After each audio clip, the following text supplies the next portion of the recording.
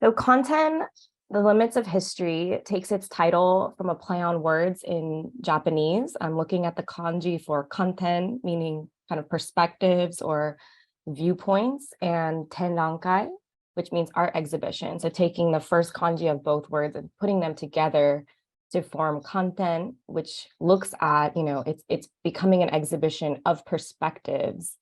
And in general, this exhibition is exploring the limitations of national history itself, looking at how nationalized narratives about the Asia-Pacific War or World War II in general have been very limited, and they vary from nation to nation. So this particular exhibition brings together a selection of contemporary artists who are engaging with different perspectives, perhaps alternative perspectives of this war history and the legacy of the war in their work today. I'm really excited to present the works of Kyun Cho, Bontaro Dokuyama, Ken Okishi, Taro Furukata, Haji O, Sony Kim, and Motoyuki Shitamichi, as well as a selection of imperial era war postcards from Lafayette College's East Asia Image Collection as part of this exhibition.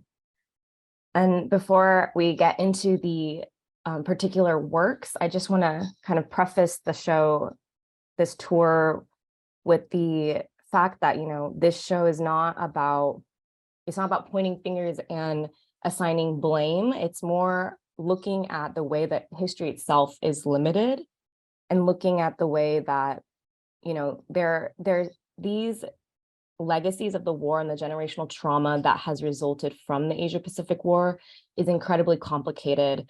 And there's not necessarily a clear boundary of perpetrator and victim that as the way that, history might formulate that narrative. And so, this is a show that's taking place in the US, and I am an American curator. So I am also considering the space of the US and the implications of the US role in the post-war formulation of the nation states in East Asia, including Japan and Korea, especially. So that's just something to keep in mind as we go through this tour. There are artists that are engaging both with Japanese expansionism, as well as the implications of the US in the post-war. So without further ado, let's start off with the work of Motoyuki Shitamichi. He is a photographer from Okayama in the Setouchi region of Japan. I'm really excited to present 3 of his photographs from his iconic Tori series, which he has been working on from 2006 to 2012.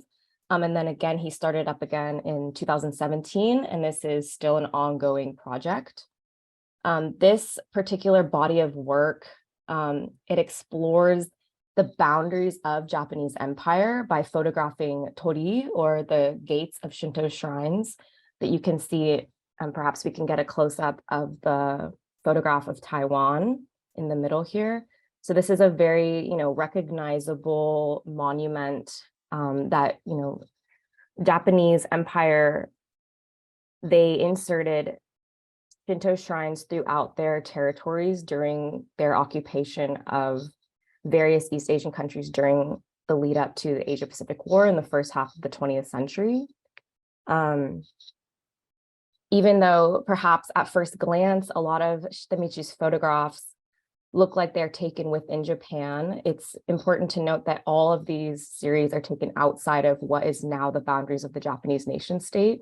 So here we see a Tori gate in Taiwan, and Shitamichi is looking at empire, of course, but what's more important in his work is the way that these monuments have shifted in their historical significance over time. So something that used to, it has a religious symbolism, and it also signified empire. It's now, something that's been changed and is built into the infrastructure of the urban landscape itself here in Taiwan. It's used as part of the support of a building, as well as to hold the television satellite system within this particular scene.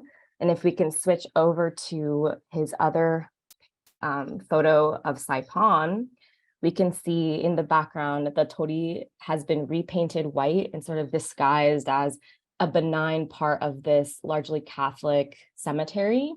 And something that interesting about this photograph in particular is that Saipan is now a US territory. So here we can see this very double colonial lens, first of Japanese occupation, and then now of US ongoing occupation of Saipan, which is an island in the Northern Mariana Islands in the Asia Pacific.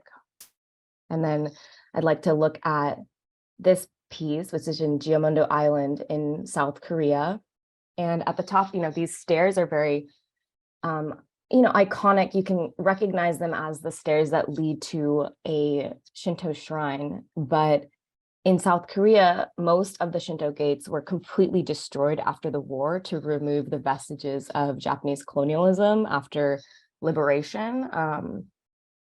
And so here, Shitamichi is kind of looking at the way that the monument itself has been removed entirely from view. So there is no gate in this particular image.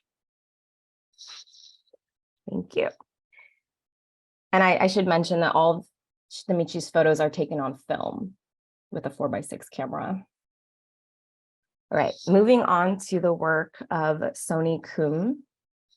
Sony Kim is a third-generation Korean born in Japan. She's from Tokyo, and she's part of what's called the Zainichi community of Koreans born in Japan.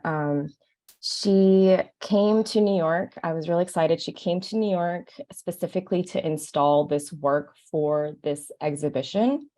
The work is called Colorblind, and it's made in 2023. And this work is a labor of love. She sourced these materials locally as well as within Japan to create a stratum that is engaging with the complexities of war memory and generational trauma. Each layer of material, she included soil, ash, sand, I think that's everything, but different types of ash. I mean, each layer of the material is metaphorically symbolizing the way that underneath our feet today in modern society, we're all standing upon layers of human violence and generational trauma that are beneath our feet, invisible. And so this work really engages with the buried voices that are largely invisible in today's contemporary society. And she not only looking at the war memory from Japan, but also thinking about this work being exhibited in the US. So she's engaging with marginalization also of the Black community in the US. And so part of this piece is she's reading excerpts from Toni Morrison's novels, Home and Paradise. And so it's also an audio component of the work. And maybe we can take a quick listen to get an idea. Only with Liddy did the pictures fade, move behind a screen in his brain, pale but waiting and accusing. Why didn't you hurry? If you had gotten there sooner, you could have helped him. You could have pulled him behind the heels the way you did Mike, and all of the killing you did afterward. Women running, dragging children along, and an old one-legged man on a clutch hobbling at the edge of the road so as not to slow down the other, swifter ones. Okay, thank you. I encourage you to listen to the audio. It's available on the 3D scan of the exhibition.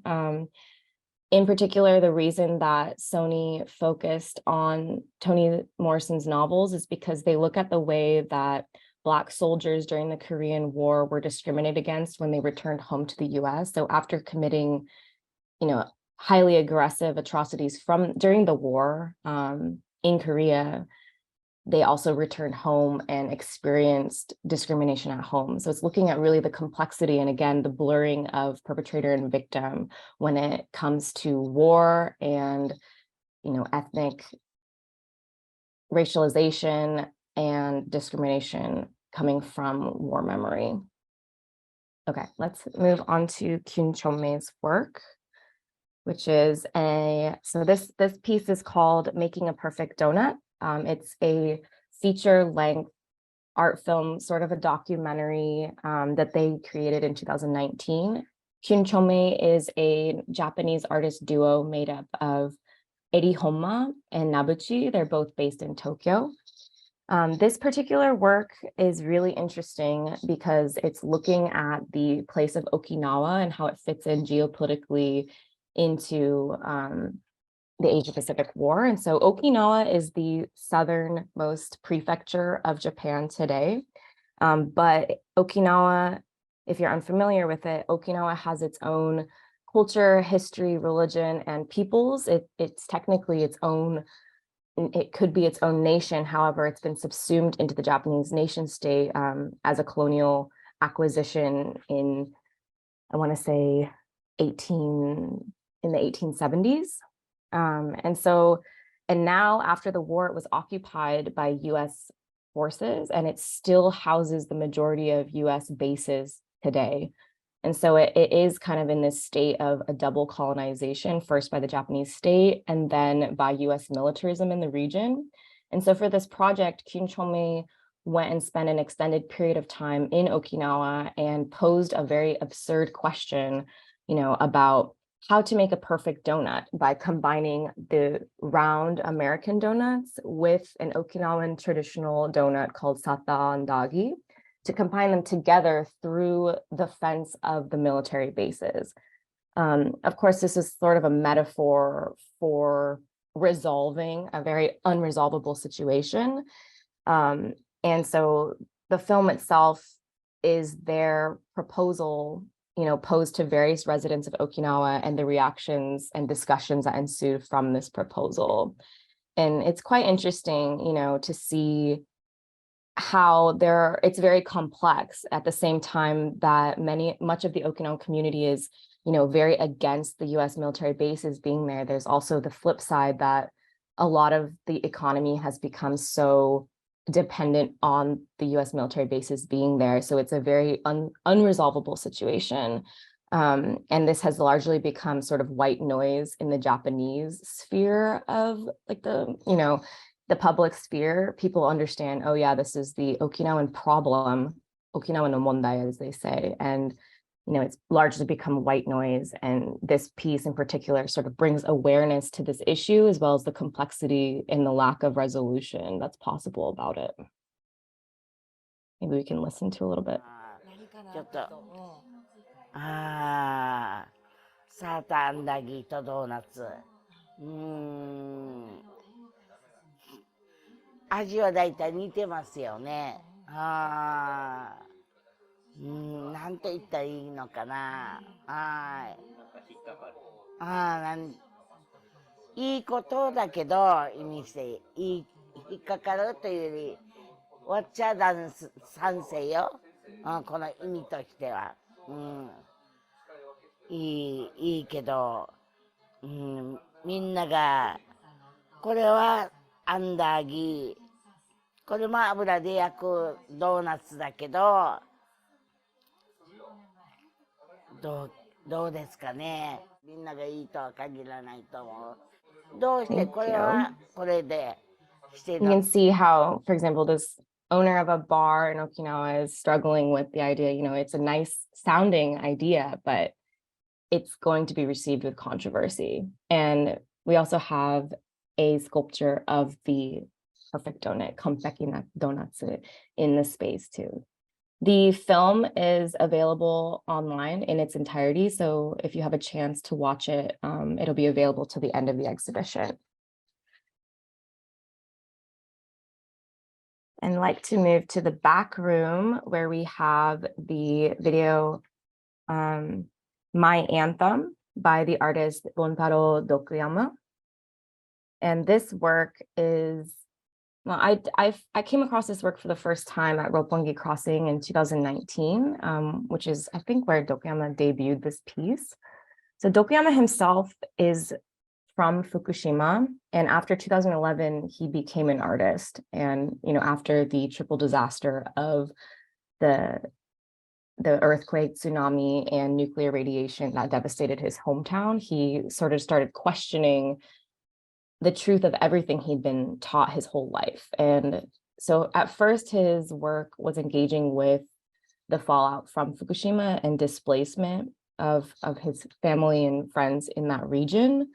But then he started digging deeper into Japan's colonial history and making a connection of displacement of peoples through his work. And so this particular piece, My Anthem or Kimigayo, it looks at the Taiwanese community, and he went to Taiwan 3 times over the course of making this piece, and he interviewed an elderly Taiwanese choir group that gathers together to sing Japanese songs, like that's their hobby.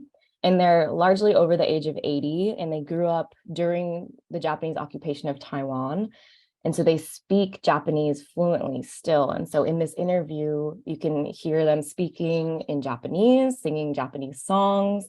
And they even wanted to wear Japanese uniforms and have like a small sort of, I guess, concert to sing various Japanese songs. I wish I could share clips of this video, but it's highly copyrighted and we didn't want to share it freely.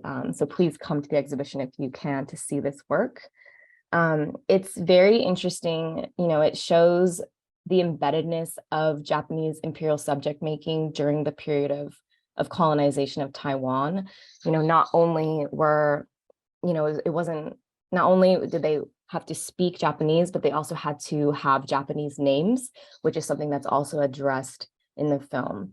But it's very complicated because, as you'll see through the interviews, a lot of the Taiwanese elders sort of have a nostalgia for this time, and it's very complicated to think about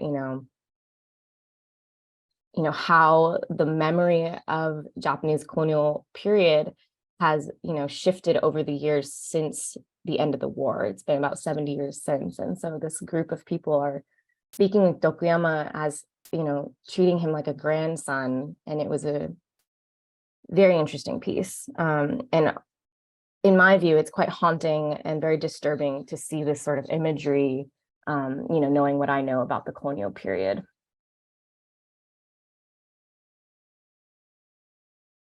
Thank you. Let's move on to Ohaji's piece. This is the work of Ohaji. She is also a 3rd-generation Zainichi Korean, born and raised in Osaka. This piece I think Dokuyama's work sort of segues into this piece because he's a Japanese artist who's looking at a Taiwanese community, but Ohaji herself experienced this generational trauma firsthand as a Zainichi resident of Japan. And this is an earlier work. She created this piece called 3 Generations, or Mitsuno Sedai, in 2004. And this piece is really a personal reflection of her own journeys to figure out her own, familial past. Her family immigrated to Japan in the 1930s from Jeju Island in Korea. And so she doesn't know about how that immigration journey took place. Like, her grandma and her had a language divide where she couldn't speak Korean and her grandma couldn't speak Japanese. So she largely never understood, what happened back then. And so she tried to learn more about it. And this piece is sort of a visual culmination of her process of learning about her own family's past. And so in this piece, she has 3 self-portraits wearing the clothes of herself that she made, her mother's and her grandmother's clothes, all taken against the backdrop of Jeju Island. And she's left 2 of the frames open to kind of metaphorically symbolize that she doesn't know what happened before and she's not sure what will come in the future. Ohaji is now based in Australia, and so I'm really happy that this work was able to come all the way to New York for this exhibition. It's very special and precious, as this is the work of an artist who's been engaging with this topic since the 2000s and since the 90s, really, as opposed to some of these other artists who have only been engaging with this recently. This is part of, this topic is like Sony's work, it's something that she's coping with in her everyday being as part of the Korean diaspora in Japan, which is, a direct result of Japanese colonization and forced migration during the Asia Pacific War. So this piece is, yeah, I'm really excited that it's in this show. And then sort of on the same topic, I would like to look at Ken Okishi's work. Ken is the only American in the show. He's a fourth generation Japanese American, born in Iowa by way of Hawaii. His family was transnationally situated between Hiroshima and Hawaii. And after the attack on Pearl Harbor, you know, it's a family legend that his father, or his grandfather, who actually worked at Pearl Harbor, immediately gathered all traces of their family's Japaneseness and dumped it into Malama Bay, which is the same bay of Pearl Harbor, to avoid being incarcerated as part of like the Japanese population of the US. And so his family actually ended up moving to Iowa, where they settled down and tried to become as American as possible. And so Ken in this work is really grappling with, you know, the kind of identities that he's been able to perform in his life as a Japanese American and his command of the language itself. You know, as someone who comes across as Japanese American and looks Japanese, but he has no command over the language. So this work is about illiterate calligraphy, where he's, you know, making marks that might be perceived as a kind of Japanese, you know, visual language. But at the same time, it doesn't mean anything because he doesn't actually have a command over that language as a result of the assimilation of his family into American society after the war. You know, to avoid incarceration and discrimination in the post-war period. And I don't know if we can get closer to this piece, but he's also thinking about haptics. You can see there's like an outline of a phone, and he's thinking about, you know, language today, where he has no harness of Japanese language, but everybody's using their phone constantly. And so this piece is really interesting. It's made from glazed terracotta, so it's ceramic, and it's very heavy. And it has like a sort of physical weight to it that I really like. And I was really glad to include this in the show. He made it specifically for the show in 2022 during a residency in Italy. Okay. Now I'd like to go to the last artist, Taro Furukata. So Taro is based in Hiroshima. And the reason I'm saving him and Ken kind of in dialogue with each other, because, you know, Ken is also, his family is from Hiroshima originally, and Taro is living in Hiroshima today. So he's born and raised in Hiroshima. And this work, which is called The Perfect Hug, was first made in 2018, Kampeki no Hoyo in Japanese. And so this piece is sort of looking at the legacy of Hiroshima's after the bombing. And so in Hiroshima, there's a very famous park called the Peace Memorial Park, which is, you know, all about peace learning and remembering the atomic bombing in a way that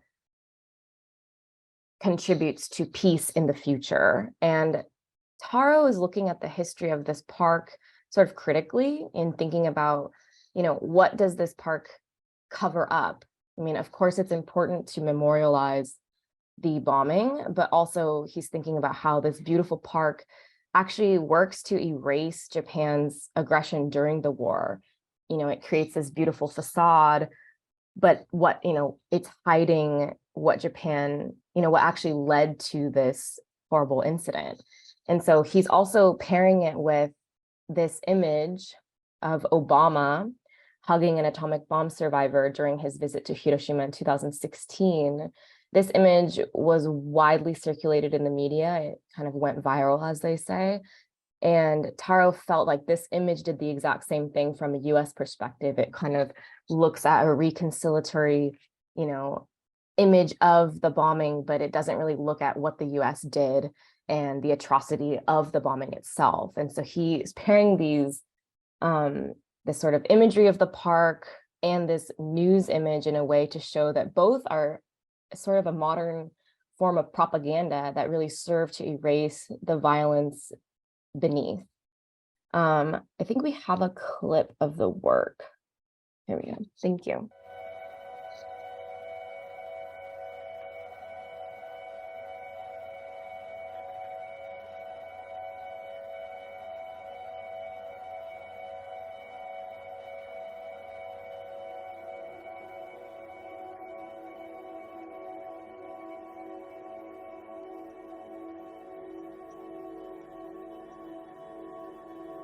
What Taro finds particularly disturbing about the design of today's Peace Memorial Park is that the architect Kendo Tange actually won the competition to design a memorial to the Asian co-prosperity sphere during the war. It was never realized, but Taro's found that, the design is eerily similar between today's Peace Memorial Park and the plans to memorialize Japan's, colonial expansion during the war. And it's quite disturbing. Okay, thank you. This piece is not available online yet, but it might be if the artist agrees to it. So we'll see. But as of right now, it's not available. So please come to the space if you can to see it in person. The final component of the show is a selection that I made of 30 war postcards from Lafayette College's East Asia Image Collection. I worked directly with Professor Paul Barclay and Thomas Lannon at Lafayette College to make this selection of postcards and bring them to New York. So I thought it was really important to have something historically grounding that shows sort of maybe we can say it's a Japanese perspective of the war in the form of visual propaganda. And in particular, I focused on imagery of children used during the war as a way to sort of make Japan's expansionism more palatable. We have images of children that are being taken care of by Japanese soldiers, as well as images of Japanese children kind of posed as future soldiers or future imperialists. These postcards have all been dated between 1931 and 1945, which is the years of Japan's formation of the puppet state Manchukuo in northeastern China. And so most of these photographs show propaganda of northeastern China, which kind of show, how was Japanese expansionism popularized on a grassroots level. I think that postcards are very important in the circulation of this imagery and the visual, acceptance of Japanese expansionism during the war in ways that, has been repressed in the post-war. It's hard to find images like this in Japan. And a lot of the collections of propaganda actually, most of them are outside of Japan, for example, at Lafayette College. So I thought it was important to kind of bring a historically grounded element to this exhibition to sort of, juxtapose the contemporary artists who are working with these issues today, expressing it in an artistic form versus the actual material, printed materials that were distributed and perpetuated during the war itself.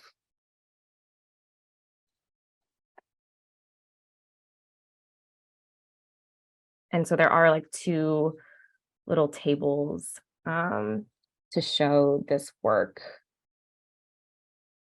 At the bottom here, I've included 6 postcards that are sort of more commonly seen images of Japanese propaganda. You see like this glorification of battle, or the lone soldier that's sort of, finding himself on the front.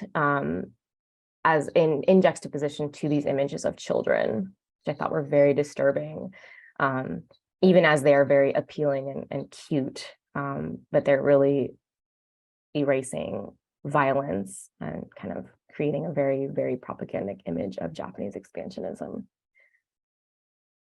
And all of these images are available online through East Asia Image Collection. They're completely public source, so you can see them all online. I should link those. Okay, well, that's basically the end of the tour. Thank you so much for joining.